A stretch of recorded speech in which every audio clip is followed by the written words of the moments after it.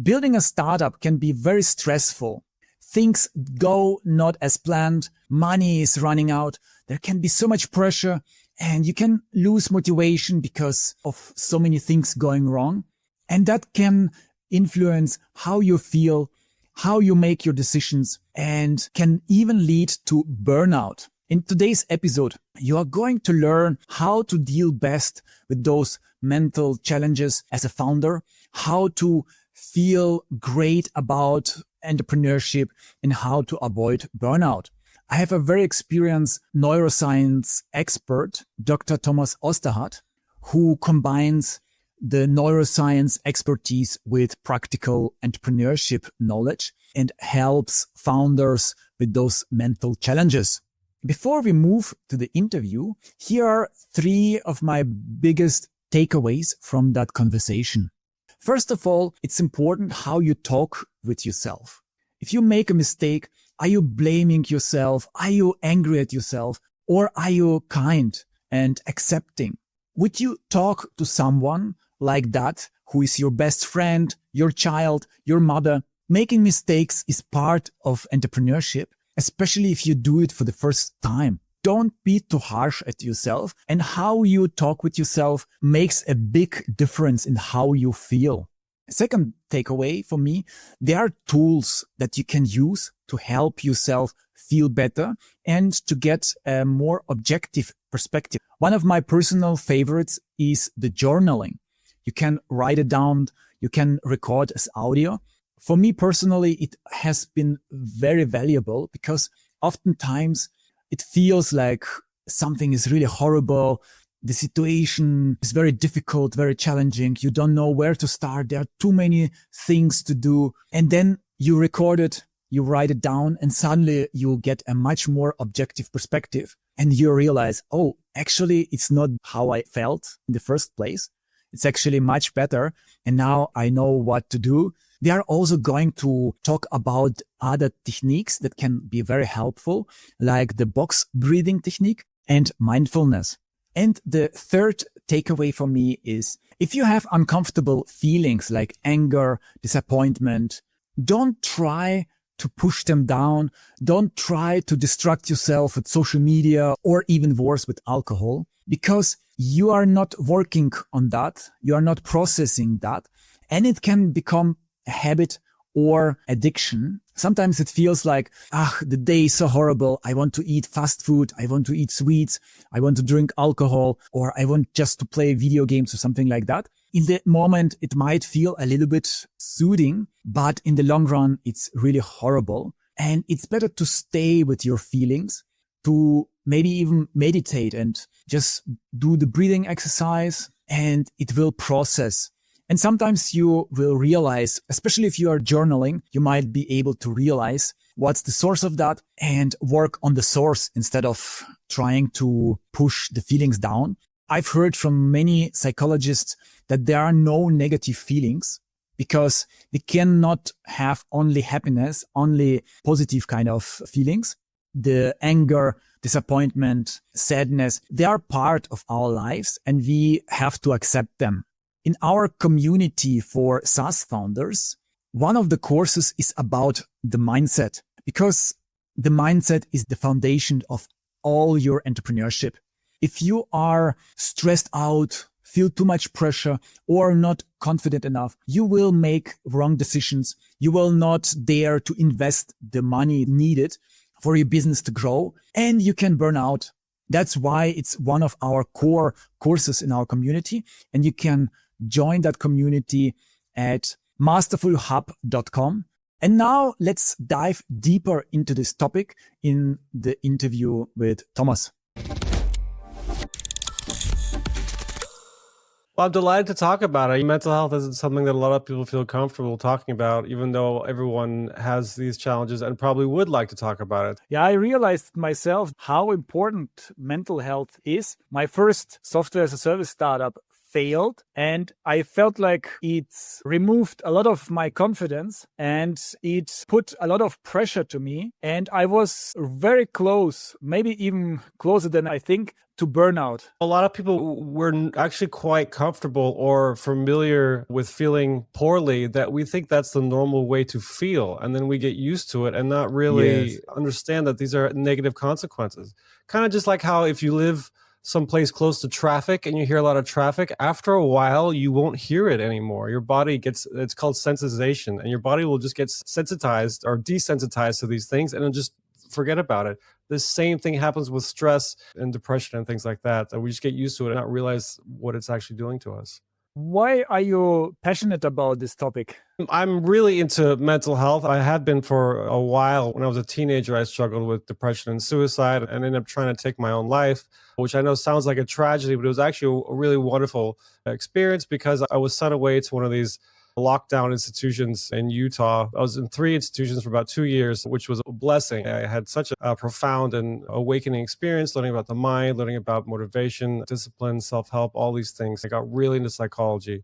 Since I overcame these challenges, I knew that I wanted to give back and tell people how they could do the same kind of things that I did. I got into neurotech, which we can talk a little bit about in the future, but I wanted to get into mental health. So I use neurotech for mental health. Do you think the trend with new possibilities with AI and maybe also the understanding of the mind and maybe people understand it, the challenges and values of mental health, do you think the perspective of mental health is bright for the future?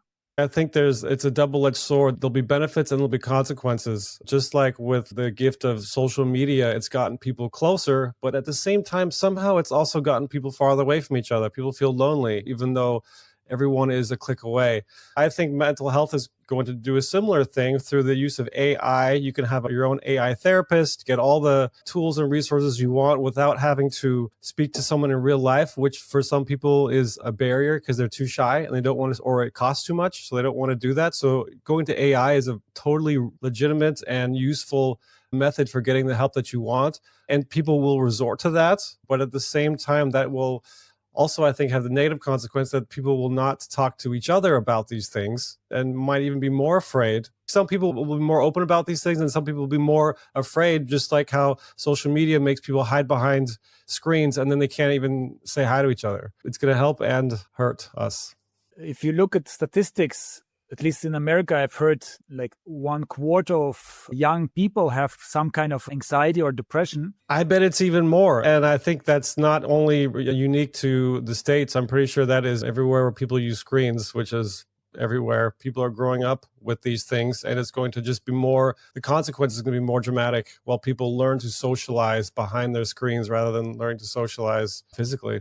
Many people are not even aware how mental health is influencing their lives and their careers. For me, it was in Corona lockdown where it was starting showing more intensively. The isolation, you mean? Yeah, I mean, it was one part isolation, but another part, I had a difficult client and it brought those things that are inside me even more clearly to me. I felt a lot of pressure, felt like I cannot satisfy the expectations of this client. And I thought it's because of the current situation. And then I started working with a hypnotherapist. And then I realized that it's actually goes way back into childhood. Yes. And I've been carrying this ballast with myself.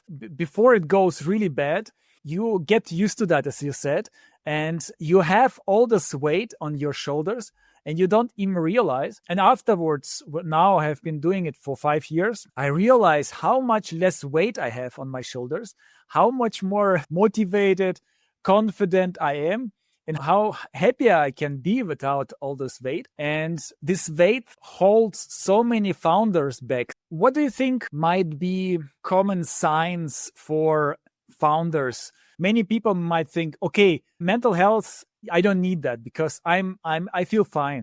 Yeah. What are the signs that maybe show You need Well, some there's a lot of support. physical and mental signs. Physically, if you find yourself shortness of breath or maybe just shaking a lot, some people like to, I shake when I'm just totally fine and people think, are you nervous? But some people, if you find yourself shaking a lot, maybe that's a sign that you are thinking too much. If you're easily irritable, mental things could be losing track of things. You're trying to hold on to too many tasks and you forget things, forgetfulness, inability to make decisions, or a need to show that you are capable. That could be a sign of the weight of these things, because if you compare to someone who is under control and calm, if they have a lot of decisions to make, a lot of options to choose, they will think slowly, they will speak slowly, they will rationalize, okay, there will not be a need to try to impress people, there will not be a need to try to impress themselves or show off. So if you're finding yourself in a situation where you might be speaking fast and making decisions on other people's behalf or trying to show that you've got it all together, that might be a sign that you're not really in touch with yourself. Having difficulty going to sleep at night, waking up with negative thoughts. I know that sometimes when I'm in my darker moments, when I wake up in the morning, I just like, oh, I wish it was tomorrow. Even though there's nothing specific happening that day. And even if it was tomorrow, the exact same thought would happen. I wish it was tomorrow. But that's a sign that, well, there's something like you don't want to face reality. There's a lot of things that there's physical and cognitive symptoms that indicate you should maybe be taking more effort into practicing mental health exercises, taking care of yourself, making sure to rest, things like that. I think it's also connected with your stomach, with your digestion system. Yes, that's a great one. There's definitely a connection between the mind and the gut. Just like how if you're really nervous, it's difficult to sometimes eat or you'll get like indigestion or whatever. At the same time, if you're eating poor foods, that's going to not make you function as well as you'd like. If you're going to run a marathon and you eat a bunch of junk food, there's a reason why bad food doesn't make your body work as well. The same thing happens with your mind. If you're eating poor food, your mind's not going to be supplemented in the optimal way. So there's definitely a relationship between how you think and how your gut works and what you're eating and how your mind works. Yeah, many of those things were very familiar to me. I was getting tired of making so many decisions and I had trouble with sleep. I had so many thoughts. I mean, still sometimes I have it. So many thoughts about what I could have done better. I was so eager to prove myself. Yeah, we all get caught in that trap. We all get caught in different ways where some of us might be like, oh, I should have done this differently. So you're talking about reflecting on the past, but some people are more future oriented and thinking, oh my God, all these things I have to do in the future. What if this? And what if I do it that way? And they're not thinking about the past at all. So different thoughts have different power over us. And that's a good tool to realize that no thought has power unless we give it power. There's a million thoughts flying around in our head and a lot of things, a lot of stimuli all over the place, but only a few of these things actually have the ability to capture us and give us this like tunnel vision on whatever it is and drive us crazy. I think it's also oftentimes that we are feeling that because of something external. My boss is very difficult. My colleagues are difficult. My clients, my situation. But probably if your mental health is like in a stable, healthy way, you would probably be able to cope with difficult people much easier because you would realize it doesn't have anything to do with you. It has more of it to do with them. Yeah. So what you're commenting on is irritability. So someone might just say something that's just a little bit off and you'll just get so mad, even though it's not even a big deal. And maybe you didn't even really recognize what they said completely, but it just drives you nuts. And the more relaxed we are, the more we are able to take other people's opinions and reflect on it. Even if we completely disagree, doesn't mean that we have to freak out or get mad at them. It's okay, well, that's your opinion. How can I use this to help us move forward? How can I use this to learn why your perspective is coming from that way? Instead of just dismissing them as idiots, which we are so easily capable of doing. That's so true. Another problem is that people cope with really bad ways. For example, thing is maybe one of the worst, drugs and alcohol, maybe also gambling and shopping, all those other things, maybe even sometimes cafes or to push you, and which hides the real problems for a little bit. So what you're talking about, it's a very common phenomenon that there's all sorts of vices out there that in themselves aren't necessarily all that bad. You talked about drugs and alcohol, pornography, violence, sexuality, working at your company too much or not enough, overeating, undereating. There's a million things out there that people do in moderation or in a minimal amount or whatever. There are healthy amounts that you can indulge in these things. But there's also, of course, ways to indulge in them in an unhealthy way. And most of these things don't have any power over us, but one or two probably do. When we are upset with ourselves or the world, we use those things to distract ourselves or even hurt ourselves, which is also just a distraction, as a way to cope with whatever is actually going on. So let's move to the solutions. Besides, of course, working with a therapist, let's start with some simpler and then to more advanced solutions. Sure. So I run a group online. There's an online platform called The Mighty, which is the world's biggest online mental health community. And I run a group that now has 120,000 followers. And I answer people's questions about all sorts of things and give advice on a regular basis. And things that I tend to advocate are mental health exercises. That means a lot of different things. That can mean breathing exercises. There's all sorts of different ways to do breathing exercise.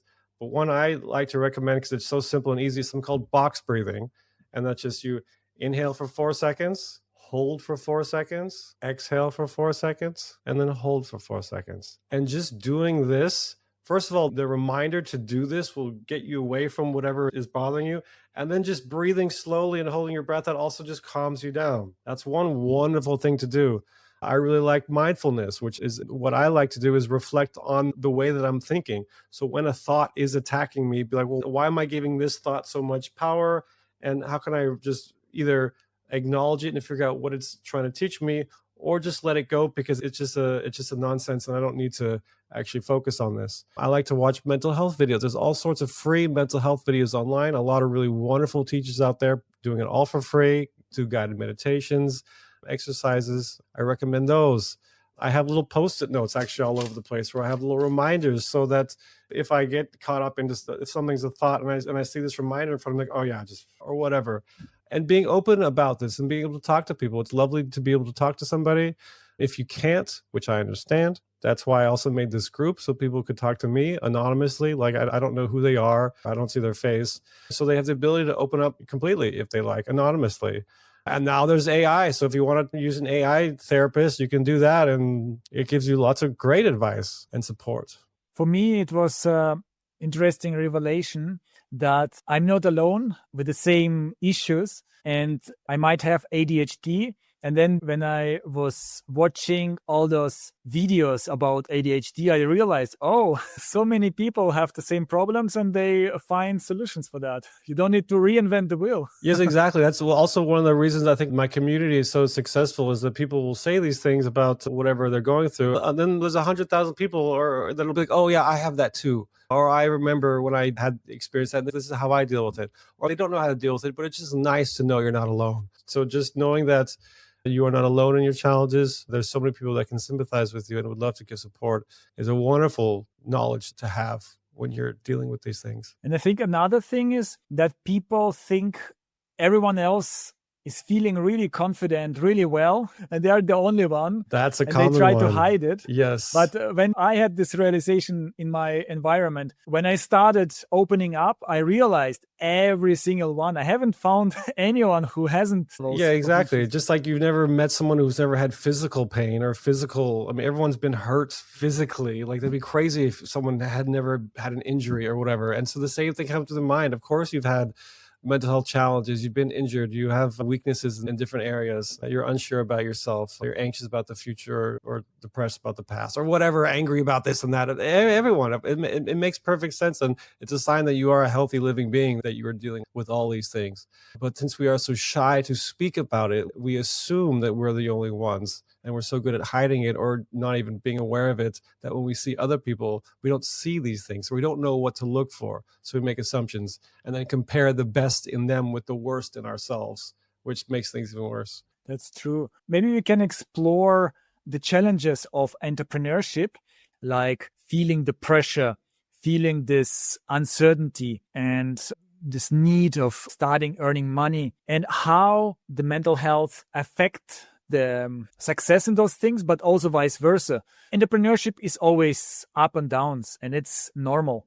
But if your mental health is suffering from because you are struggling, then suddenly maybe you think, it's because I am not good enough or because I could have done it better. And so let's explore those topics. For example, one of the craziest things about being an entrepreneur is you have to act like you have it all together in the beginning and make all these decisions, even though you know nothing. And the further along you get, the more knowledge you have, the less decisions you're actually making and changing things because you've built the whole thing, I suppose. So in the very beginning, you have to just make decisions with no knowledge. And at the end, when you got a big team, they're taking care of things and you have all the knowledge, but it's not your responsibility. So there's this weird relationship between making decisions and knowledge. And that puts a lot of pressure on entrepreneurs because you also, as an entrepreneur, especially if you're starting a company, you have to appear, or you are, a leader. And many people assume that to be a leader, you have to look and act like you have it all together. And maybe there's some times when you do have to do that. But one thing that I might be unique in my situation, because I talk about mental health so openly and with as much calmness as I do, but I'm very open about I am struggling or I don't know or I'm having a challenge. And I've noticed that actually gets more respect from people because, okay, yeah, this guy is just a human and he's dealing with the same kind of challenges. So I'm very comfortable saying I'm having a hard time or I don't know, which a lot of people have difficulty with. And one thing that's also a huge challenge, one of the most difficult things for me as an entrepreneur starting a company is the insane amount of uncertainty. Because when you decide, okay, I'm going to build a company, you have a plan. You're like, okay, this is my plan. And of course, there's going to be challenges, but this is how it's going to go. And it's likely it's going to go way worse. And you're going to have so many more challenges and so many more problems. And it's going to be so much more difficult that it ends up having such a toll on you that you really have to be able to take it slowly and accept yourself and accept the situation. And I think a lot of entrepreneurs say trust the process. So you just have faith that, okay, I'm just going to keep giving it 100% and keep putting my effort into this and know that the highs and the lows, neither of them will last as long as I think they will, and be more comfortable with whatever life presents. I also thought that if I succeed, if I achieve certain financial situation, then the problems will be gone. And I think that's common for many people probably out there. But the reality is so far away. And I've read some books about that people don't even recognize that they are already successful, that they are already wealthy, and they're still struggling. What a wonderful thing for you to comment on, not only in entrepreneurship, but also just in life, that people don't realize how well they have it. Because you could have 99 things going for you, but all it takes is one thing to make you feel like a complete idiot or a loser or depressed. All it takes is one thing for you to block out all the wonderful things in your life, whether it's health, mental health, where you live, whatever. And the same thing very much applies to entrepreneurship, where if you didn't get the deal or you didn't get the colleague or whatever, there's a million challenges that you could have, and if one of those challenges doesn't go the way that it wants, you're like, the whole thing is just awful, and I suck and my team sucks and you suck and you're just miserable. It's so easy to do that. And so one thing that my team and I do is we're very aware to remind ourselves, hey, even if this one thing doesn't go when it fails and we really wanted it to work and it didn't, where I said, well, look how far we've come and look what we do have and look at all the great things going for us anyway. And you really have to put effort into this, the positive relationship you have with yourself and the company, because it's so easy to focus on the negative. And this is true for your life and for relationships. If you're in a long-term relationship, it's so easy to just start thinking about your partner's flaws or whatever. And you have to be like, okay, well, why do I love this person? What are all the great things? You have to put energy into dating and building attraction or maintaining attraction. Same thing. I mean, it's a principle that goes to every aspect of your life, to maintain the awareness of what's going really well and focus more on that. Otherwise, the one bad thing here and there will kill you. What works for me is I do journaling, written form, and sometimes in recording audio. Yeah. And suddenly I realize, wait a moment, I only had such a short period of time and I already progressed so much.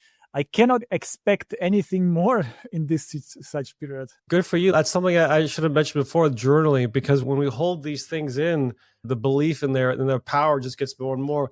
There's a reason we like to complain, because it gets it up out. And there's a reason therapy works, is you get it up and out. And journaling works the same way. It gets things up and out. Even though you're just writing it down instead of speaking to someone in real life, it's the same principle, getting these things out of you and letting them go. That's great. You mentioned positive relationship with yourself. Can we explore that? Why don't I tell you a little bit more about what I'm doing with my company to help facilitate this? So Yes. just like how you have wearables on your watch or your phone that'll tell you how many, and people like to track themselves. They like to say, like, how many steps have you taken? How much have you slept? And these cool watches and rings that tell you all sorts of stuff about your physical health. But there's nothing really that can do stuff about your mental health. Some of these wearables can measure stress, but that's based off your heart rate. But there's nothing really that's measuring your mind.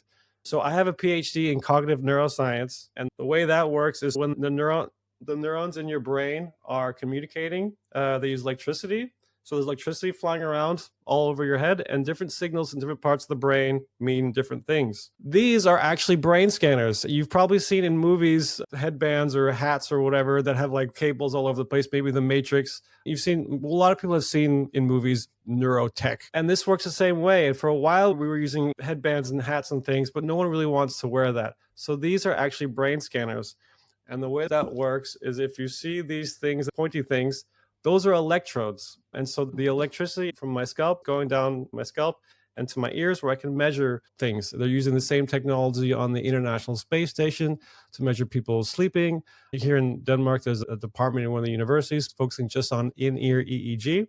So what we do is we give people these headphones that measure how stressed are you, how much mental effort are you using to solve a task, and how much focus are you using. We want people to be more aware of their mental health, so they put more energy into improving their mental health as well, and ultimately improve their mental health. So that's one thing that we do to bring more awareness and help, is actually using tech, because right now the only way to track some of your mental health signals are doing a survey, which people don't really like, and they're unreliable and they're biased. But now with neurotech headphones, we can actually measure objective scientific insights, give those to you throughout the entire day. Wow, that sounds so futuristic. Yeah, it's super cool. I actually love it, but it's only going to get better. I know Apple 2 years ago or whatever patented their own in-ear neuro headphones. And not too far from now, Apple is going to make their own neurotech, and then every other company is going to make neurotech, and then it's just going to be as normal as everything else. And then you'll have your own AI neurotech headphone thing. And that's what we're actually working on building as well. What can you do with this information that you collect? So if we see that someone is stressed, we can send them just like how your watch might say, hey, you've been sitting down for too long. It's time to stand up. I've heard even people's cars, they tell them that their cars will say, hey, you've been in the car for too long. Pull over and get out. So that barrier has already been broken. So what we want to do is tell people, hey, you look stressed. Why don't you take a break or go for a walk or have an apple or something? We try to nudge them with tools to help them. And then there's situations where we can see if someone's been focusing for too long or not focusing. We can see if someone's distracted because they're very low focus. We'd say, hey, maybe you're in a very loud environment. Maybe you've got some things going on that you're paying attention to, or too many things paying attention to. Maybe you should focus on one thing. And then for mental effort, we can say, hey, it looks like you've been working on something challenging for too long.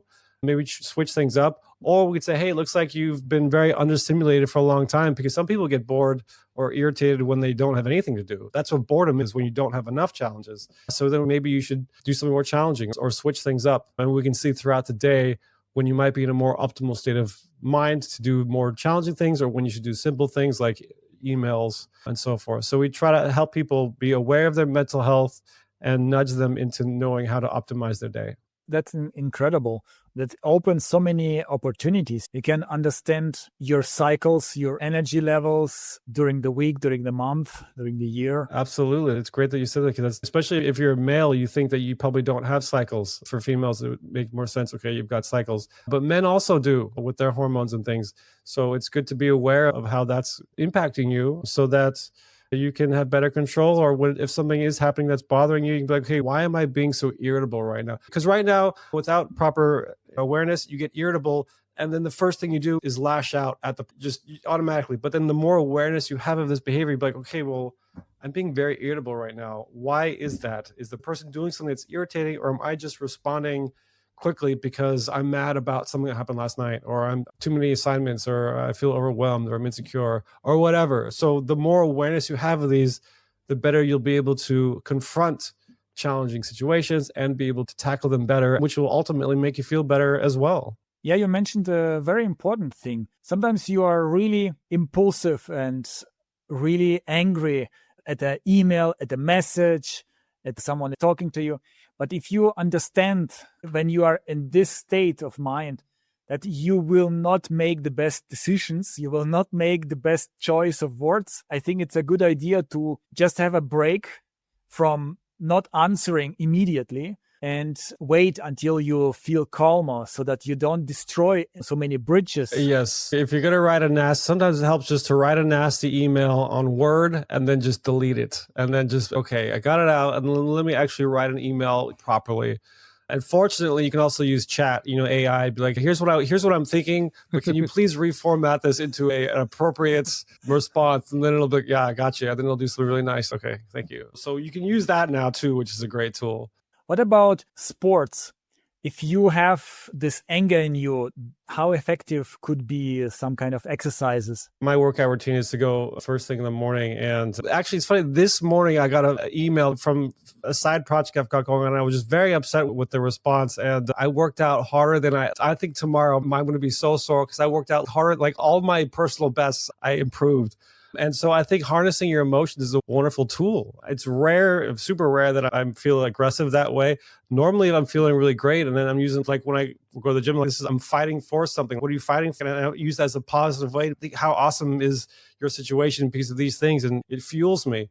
But whatever your situation is, whether you're having positive or negative emotions or thoughts, you can use that. Physical exercise is a wonderful outlet to use your body and release all sorts of thoughts that are bothering you, or just get away from it and do something that's healthy and productive. So I recommend to everyone that they have some kind of physical routine of some kind, whether it could just be walking. It doesn't have to be anything crazy. It could just go for a walk on a regular basis. But of course, having a sport or something that you can measure yourself with and see how your performance is improving is a great way to keep yourself motivated.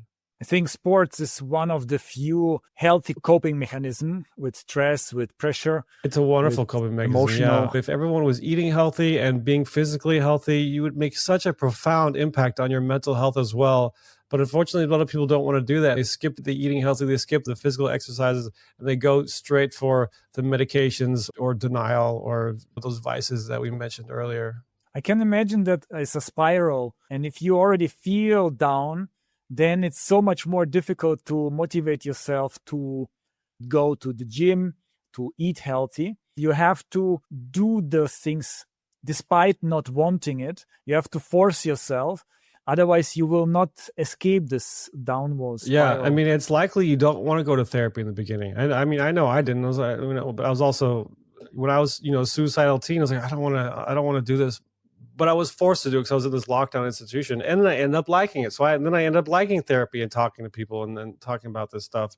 Same thing with fitness. I used to be terribly skinny and not fit, but then I was like, I don't want to do this anymore. And then when I went to college in California, they had a free personal trainer, so I was like, okay, I'm just going to try this. And in the beginning, I didn't like working out, but then I got better at it, and I liked it. And now I couldn't stop. It's like you can't pay me to not do it.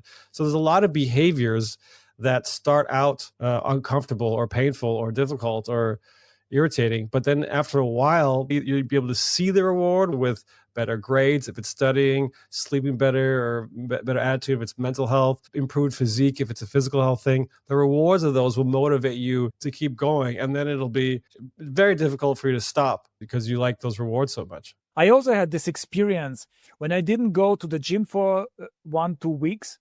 I felt not so energetic and I felt demotivated to eat healthy. But as soon as I went to the gym, first of all, I felt much more energetic.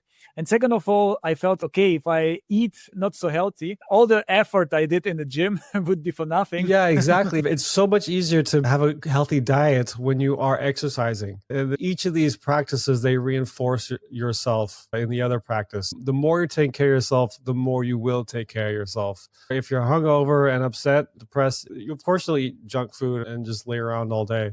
Positive things will influence yourself to be positive, and negative things will influence yourself to be negative. And that's why mental health, having good mental health, having good physical health, all these things requires vigilance. You really have to be very aggressive and disciplined and dedicated to take care of yourself, because it's so easy to fall into the trap of not. And there's so many things out there that are designed to get your attention and are not helpful, but feel good or taste good or seem good. And so you fall into that trap that you really have to put a lot of effort to take care of yourself. Yeah, that's a good point.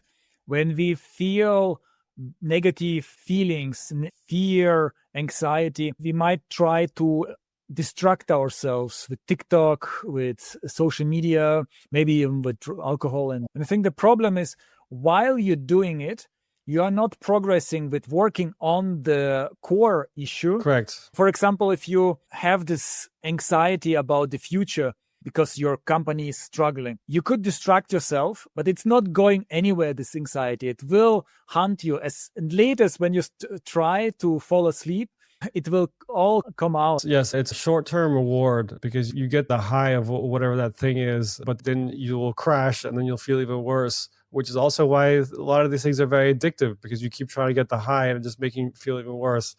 And they're not targeting, or they're not helping the real issue. I mean, looking at whatever the real issue is painful. It's uncomfortable. It could be embarrassing, and you might not be used to it. And so that's why we love to avoid. We love to lie to ourselves. That's what this is, because it's a short-term fix, but it only ends up making things worse. What should you do if you feel this anxiety? And instead of using TikTok or alcohol, so for me, I can say my coping mechanism, or what I've heard from other therapists. They say it's good to stay with the feeling and then maybe to record some thoughts. There is like emotional part and logical part, and I think it's connected. And for me, whenever I talk to myself with recording, so much more clarity comes out. And then I realize what could be the source actually of the real problem of the feeling. And if it's, for example, about fear of the failing, fear of the future, you can also think about the worst case scenarios or several scenarios. And then you might also realize that even the worst case scenario is not that bad as you feel like. Or the worst case scenario thing about it, it's never going to happen. It's so crazy. But I think you answered your own question when you're saying, well, what can one do? I mean, everything you just said was a perfect response. That's why therapy works so well, is because it's likely you might not be very good at introspection or reflecting on yourself. So then you speak to somebody about these things and then they kind of help guide you. Great. But if you can't do that, what you just said yourself, journaling, writing it down, that trains you to be reflective. And so you can pinpoint what's really going on as well. And then you know, okay, this thought is something that I should work with. That thought is just crazy. I can just let that go. This thought, there's nothing I can do about, even though it bothers me. It's in the past. So that's done. That's not fixable. And then you learn how to manage all these things, which ones to put effort into, which ones to dismiss, which ones are trying to teach you something, which ones are just ridiculous. Can you give some advice for a healthy sleep? So definitely be mindful of your screen time, because if you're watching something, not only is the light of the screen influencing your something called circadian system, which is how your body knows when it's time to sleep. And when you see light, it makes you think it's time to be awake. So your body's trying to make you awake because it thinks it's daytime. So if you're looking at screens, that's light. And so that's manipulating that. Also, it's likely if you're looking at something on the screen, it's something that's stimulating or engaging. It could be an exciting movie. It could be a lot of things, shopping, whatever. And so that's activating you and that's getting you more excited. So there's several reasons why looking at screens is not a good idea. So try not to have screens. Try to have, if you must have screens, there's these filters. You can have like a blue light filter so your screen appears more orange. And that makes it seem like the colors are more like a sunset, which could be relaxing. And then try to stay away from something that's stimulating. Try to watch more, maybe a mental health exercise video or just something that's just kind of relaxing, which is what I like to do. I mean, I'm a big Star Trek fan and I've seen Star Trek a million times. And so I'll put on a Star Trek episode because I enjoy it, but it's not going to be like I'm not watching something that's, oh, what's going to happen next? I'm just like, okay, because I've seen it. So I know what's going to happen. And it's just it's nice to have. But I'll also watch mental health videos, which I really like. That, along with don't eat or drink too much several hours before you go to bed. Get yourself some time, your body digest or just to relax. I like to have a mental health routine in the evening. Some people like to go to the gym in the evening. I would never do that because that gets me very stimulated, but it works for some people. So I would say try different things. It's also very likely that if you're looking at screens, that's not good for you. A lot of these things you shouldn't be doing. So be mindful of that and be honest with yourself. Are you doing things that are stimulating you, or are you doing things that are helping you relax? Yeah. Sometimes it's a bit difficult to change our behavior because we got used to that. Every time we go to sleep, we have the smartphone, we watch some TV or YouTube or social media. And that's why the beginning is always a little bit more difficult. The beginning of any new task is difficult, and our minds are wired to enjoy habits and things that once we're used to, we don't have to think about it. It's easier for us. The body likes to save energy, conserve energy. That's why it likes routine, because then you just go with it. You don't have to think about this or that. And so it likes to make habits, and especially ones that are hiding from pain or making us numb. But when you challenge these things to help yourself, you'll feel much better and rewarded in the long term. I think one good exercise is before going to sleep or maybe after waking up to mention a certain number of positive things that are in your life. Yes, I think that's a great. I was just watching a video where someone was saying that yesterday. When they go to bed, they like to do a prayer, and whether you're into that or not, great. I liked that. I thought that was a nice touch. But then he also says, and then I'll just do like a mental check. What are all the really wonderful things, big or small? I had a nice breakfast. I had a cereal. I drove to work and there wasn't that much traffic. I listened to a nice song. I mean, it can be super small things, and of course, big wins if there are any big wins. But most days don't have big wins. It's just a lot of normal stuff, and just be appreciative of those and be reflective on all these little things. And then you'll realize, well, there's a lot more wins and all these wonderful things than there were tragedies. And if you actually think about it, it's like, well, there probably wasn't really anything that was like bad other than your own thinking trying to manipulate you. So just the more aware and focused you are towards the positive, the more your mind will also be oriented towards thinking that way, which will make you feel better and behave better. I also realized with information that we take in is very similar to food. You can take in information that is unhealthy for you. You can even take in toxic food, kind of toxic information. And for me, in my personal opinion, with all those negative news, here is a bomb exploded, here is something. And social media also has its toxicity because it prefers content that is controversial. So if you consume that, then you give negative thoughts to yourself. Yeah, it's funny you say that. So when I talk to my followers, I say, well, what is your mental health diet? Like, what are you consuming with your mental health? And I don't mean like you're eating an apple, which is healthy, and that's positively stimulating your mind. Like, well, what are you consuming with your mind? What are you paying attention to? Are you paying attention to the news, which is designed to make you worried and upset and angry? Are you paying attention to online shopping? Are you paying attention to all these videos that glorify all sorts of things that are just stimulating you in a way that you don't want to be stimulated? Or are you watching things that are influencing you in a positive way, that are helping you relax, that are helping you be more reflective, more appreciative, more grateful, more aware of the lovely things in life? Where is your attention? And that's your mental health diet. What you use and how you use that attention will greatly influence the way you think and behave. I think the more the society understands about how the mind works, the more difficult it will be also for the end users, because everyone else, all the companies are trying to manipulate you. And if you don't understand how your mind works, then you will be manipulated so much easier. You spend so many hours on TikTok, on news, because they understand how to pull you in. Yeah, I mean, those algorithms, they're there for a reason. They're designed to keep you on there, and they're definitely not there to help you relax and make you go to sleep so you put the phone down or whatever. They're there just to give you these dopamine effects and kicks so you stay on. And they're very aware. I think there was even a big study on Facebook that it's making a majority of its users depressed. And they knew about this, but they don't want people to know about this. So it's probably out there somewhere, but it's common knowledge or public knowledge that a lot of these platforms and things are not making you feel better. But that's nothing wrong with social media. I think social media is great. Since me being in Denmark, a lot of my friends and family are in California. So the only way I have contact with them is over social media. So these things are wonderful tools, but most people are using them negatively. And the more awareness you have of how these are impacting you and how they're manipulating you, the more awareness you can have on how to get out of that trap and use the platforms for something lovely.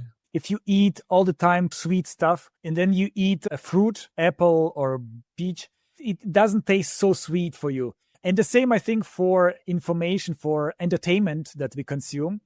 If you watch really extreme videos that are very, very intense, and then you start watching something slower about history, about nature, it will be very boring for you.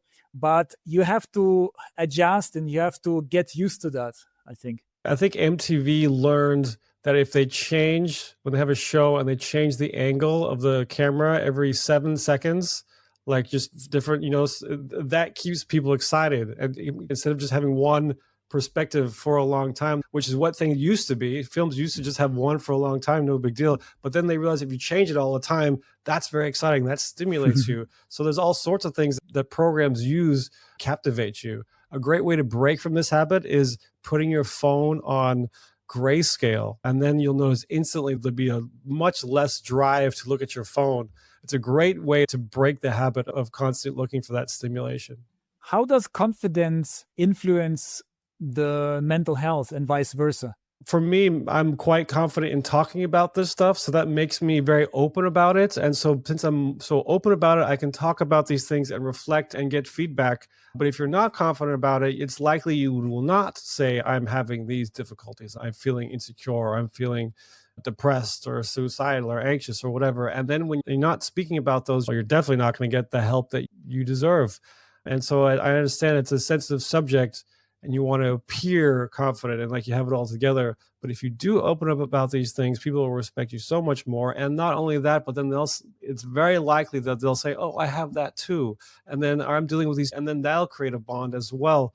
So many times where in the beginning, when I was not confident about talking about these things, but I did it anyway, I was rewarded with a positive response where people really appreciated that I was talking about them and then said, I have had similar challenges as well. Thank you for talking about this. And then people will tell me that they've never talked about these things with other people before. And so the more you do that, the more comfortable you'll be. And then the more confident you'll be. And then you'll do it more. So it's a feedback loop like the spiral we talked about. The more good behavior or positive behavior, the more you'll do it. But the more insecure you're about it, the less likely you'll do it. And then you won't talk about it. And then you'll feel worse and you'll go in that spiral. An important lesson is that you are much more critical about yourself, usually, than other people. Yes, we are all our worst critic. And we are also our own worst bosses.